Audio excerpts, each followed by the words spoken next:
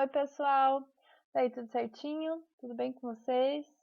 Bom, hoje a gente vai iniciar o módulo 9.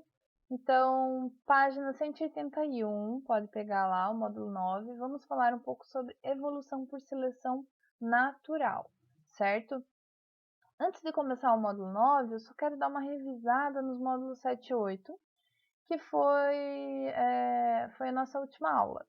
Então, antes da semana das avaliações, né, já faz um tempinho, vocês tiveram a aula dos módulos 7 e 8. Aqui, ó. Vamos voltar um pouquinho só para relembrar. Página 178. Eu quero fazer uma revisão dessa aula só para a gente poder entrar no módulo 9, relembrando alguns conceitos, certo? Porque eu sei que já faz um tempinho, né? Foi antes, na semana anterior às avaliações, então vamos só revisar alguns conteúdos, tá? Aqui sobre o pensamento evolutivo, a gente viu que os naturalistas começaram a buscar explicações sobre a evolução. E um deles foi Lamarck, que viu que as espécies se transformavam. Segundo Lamarck, ao longo do tempo, as espécies sofriam uma transformação e isso levou o nome de transformismo, tá? Lamarck acreditava que os seres vivos se transformavam em resposta a modificações do ambiente, até que eles se tornassem favoráveis, essas condições se tornassem favoráveis e eles conseguissem sobreviver. Essas modificações, Lamarck acreditava que eram passadas de geração para geração, de pais para filhos, então que eram transmitidas aos descendentes, tá? Lamarck se apoiava em 4 leis. Então, a primeira lei era a lei da força inerente, que dizia que existia uma força em todo ser vivo que era capaz de fazer com que eles se desenvolvessem, né, desde o seu nascimento, crescimento, até a idade adulta. Então, essa força inerente era a que acompanhava todos os seres vivos, certo? E a segunda lei de Lamarck dizia que uma nova parte ou um novo órgão poderia surgir de acordo com alguma necessidade em resposta ao ambiente. Então, ele achava que poderia nascer uma nova parte, um novo órgão, né, em qualquer espécie, se essa espécie estivesse precisando, conforme a necessidade imposta pelo ambiente, tá? Isso segundo Lamarck. A terceira lei é uma lei bem importante, que está aqui em negrito, a lei do uso-desuso, que dizia que quanto mais se usava uma parte ou um órgão, né, do corpo, mais ele se desenvolvia, e quanto menos usava, mais ele se atrofiava, podendo até mesmo desaparecer, se não fosse usado, certo? Nós sabemos, né, que não é assim, mas Lamarck acreditava, se baseava nesse princípio aí, nessa lei do uso-desuso, tá? E a quarta lei é a lei da transmissão dos caracteres adquiridos. Então, aqui, conforme essa lei, né, se uma parte fosse muito utilizada e se desenvolvesse demais, o que ia acontecer? Segundo essa lei da transmissão dos caracteres adquiridos, essa nova parte do corpo bem desenvolvida ia passar para a geração dos descendentes, para os filhos. A mesma coisa aconteceria sobre o desuso. Se uma espécie acabasse não usando determinada parte do corpo, essa parte do corpo poderia desaparecer nela e os seus descendentes também não iam nascer com essa parte do corpo, tá? Então, os caracteres seriam transmitidos, certo? Aí, seguindo lá na página 179, a gente falou de Darwin. Darwin mudou o rumo da ciência. Por quê? Porque ele apresentou uma teoria da evolução diferente. Ele e o Wallace, tá? Alfred Wallace. Então, Charles Darwin e Alfred Wallace, eles tinham praticamente a mesma teoria. Ela era praticamente idêntica. Mas cada um fez a sua independente do outro. Mas como eles chegaram às mesmas ideias e conclusões, eles resolveram juntar isso tudo numa única publicação, tá? Então, a teoria da seleção natural acaba sendo atribuída aos dois, porque os dois se juntaram para fazer essa publicação. A gente sabe que aqui tem a rota, né? Essa rota em vermelho, que é a rota do navio Beagle, Darwin estava nesse navio e ele fazia observações, ele ia descrevendo tudo, todas as espécies vegetais, animais, tudo que ele encontrava ao longo dessa expedição. Então o navio ia parando em várias ilhas, nos continentes, e Darwin, em terra firme, ia fazendo suas anotações, registrando e descrevendo todas as espécies que ele encontrava, tá? Isso ajudou muito ele a analisar as características e fazer a teoria da evolução e da seleção natural, certo? A gente tem aqui uma experiência, né, que foi feita por Frederick Leopold August Weismann. O que ele fez? Ele tentou testar a teoria de Lamarck, que dizia que se as características, né, eram transmitidas para os seus descendentes de acordo com as mudanças ocorridas ao longo da vida. Lamarck acreditava nisso, que se algum ser vivo sofresse uma mudança ao longo da vida, era provável que os seus filhos viessem também com essa mudança depois. Aí, para testar, o que o Weismann fez? Ele pegou vários ratos e cortou a cauda. Então, ele cortou o rabo dos ratos. E ele fez esses ratos sem cauda, com a cauda cortada, acasalarem e queria saber se os filhotes, os descendentes, iam nascer sem cauda, já que os pais tinham sido cortadas as caudas. Obviamente, os filhotes nasceram com cauda e ele pôde ver que essas características, né, sofridas ao longo da vida não iam passar para os descendentes, certo? Então, agora sim, a gente vai ver o módulo 9, página 181, que fala da evolução por seleção natural, que é a teoria de Darwin e Wallace, certo? Essa teoria tem, né, a ideia central da seleção natural, ela diz que o ambiente é um fator limitante para a sobrevivência das espécies. E por isso, os mais adaptados vão deixar um número maior de descendentes, como se eles tivessem sido selecionados pelo ambiente.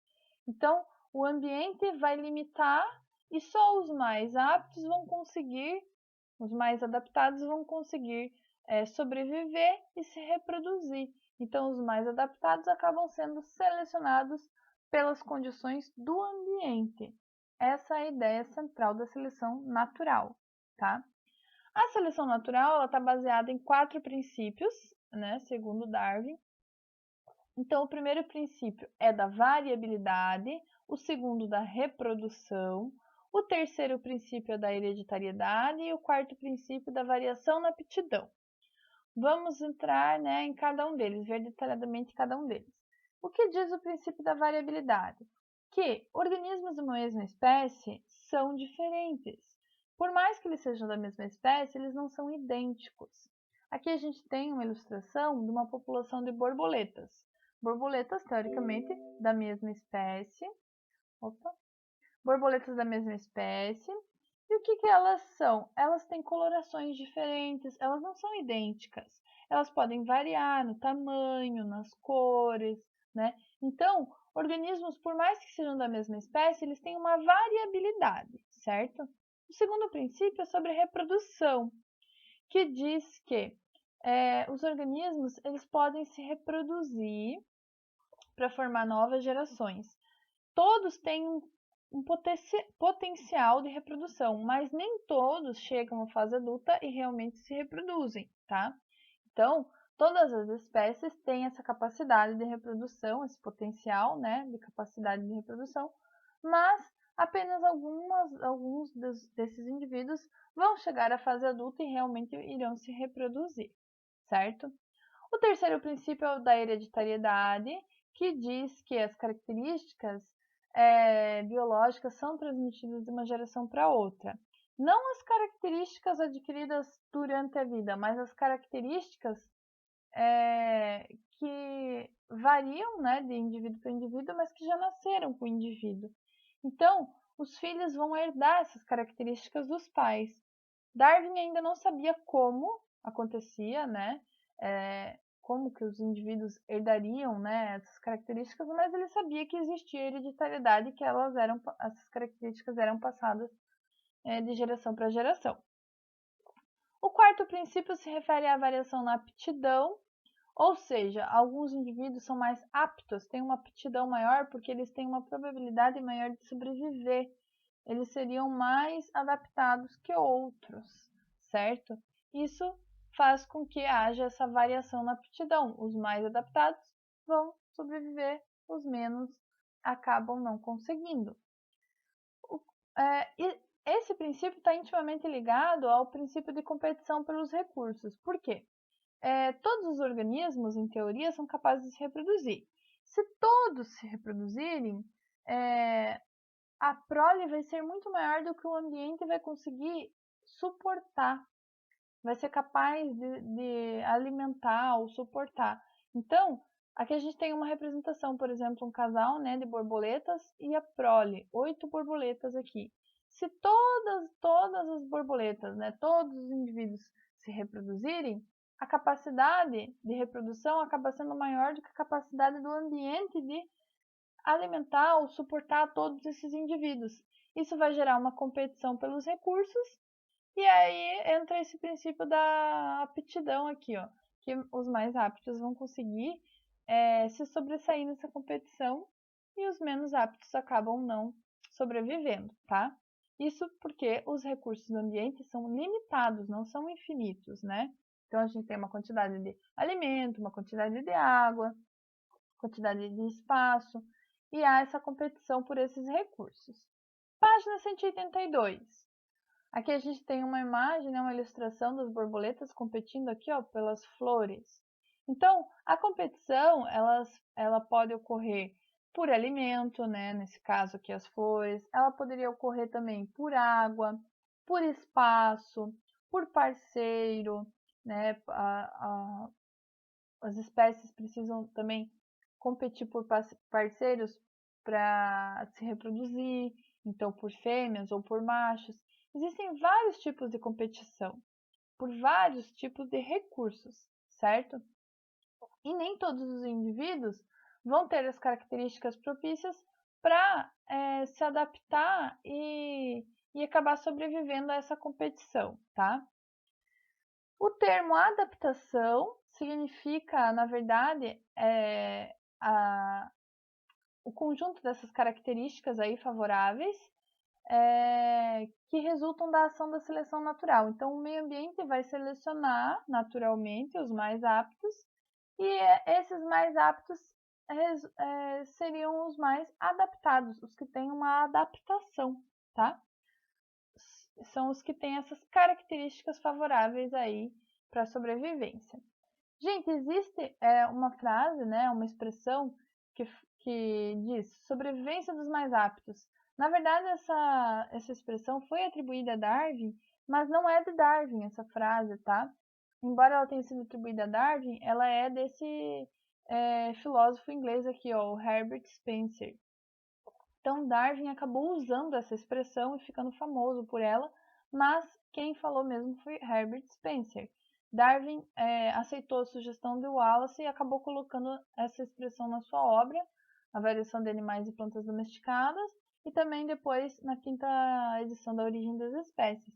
Então, muitas pessoas acabam falando que Darwin é que falou, mas isso é uma curiosidade, né? Na verdade, essa expressão pela primeira vez foi dita por Herbert Spencer, tá?